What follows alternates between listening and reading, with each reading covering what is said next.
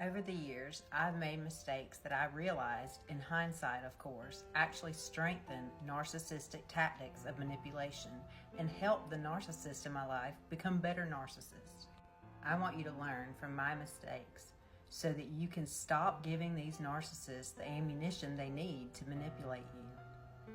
I want to provide you with actionable ways to avoid narcissistic manipulation and strategies to stop narcissistic abuse in its tracks, and the necessary steps to break free from a narcissist so you can begin to build Christ-like confidence despite the toxic options holding you back. Here are 3 mistakes to avoid making to release yourself from narcissistic tactics of manipulation. 1. Overexplaining. One of the biggest mistakes that I made when dealing with a narcissist actually came pretty early on in my boundary journey. I knew I needed to set limits, but what I didn't realize was my need to be liked. I made the mistake of over-explaining, and not only did this waste my precious time and energy on someone who simply didn't care to understand, but it actually did something far worse. My over-explaining gave the narcissist insight into my vulnerability. When I would share why I couldn't do something in hopes that they would get it, I was instead met with solutions for my problems.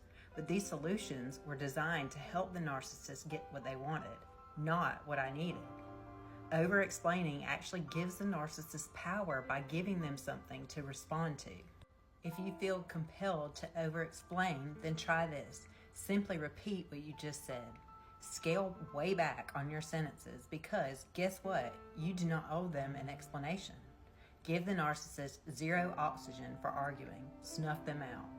Mistake 2, oversharing. This one's going to sound an awful lot like mistake number 1, but hang with me. In the past, when dealing with narcissists, I would tell them what they were doing wrong and what they could do better. But what I didn't realize is that I was only fueling their deceit. Basically, I was teaching them better ways to lie. By oversharing, all you're doing is opening yourself up to a labyrinth of lies. You might be confused and saying to yourself that you can't always be the problem, but then there's another automatic default part of you who is full of second guesses. You're going to need to learn how to bolster yourself against narcissistic tactics of manipulation, my friends. And that brings us to mistake number 3. Undervaluing.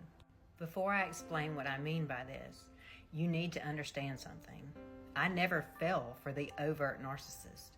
To me, they were obvious and repulsive, but I did frequently fall for the covert narcissist. Covert narcissists are the worst because they pretend like they're trying to work it out with you, but that's just it. They're pretending. They pretend to want the same thing you do. They act like they're engaged in the conversation. They act like they want resolve. But covert narcissists know only 2 ways to operate: self-protection and victimhood.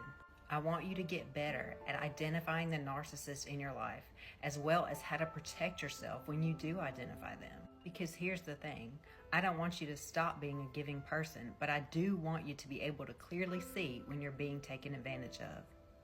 The worst thing that could happen is you'll shut down your God-given traits that probably bring you tremendous joy. I want you to stop undervaluing yourself by becoming better or discerning about who in your life is worthy of your time and your love and your attention and who is not. It's my hope that you will begin to see the precious worth of our Lord Jesus Christ and of you as His unique creation. You were created with purpose and intention. You are here for a reason, and that reason will only become clearer the more you weed toxic people out of your life.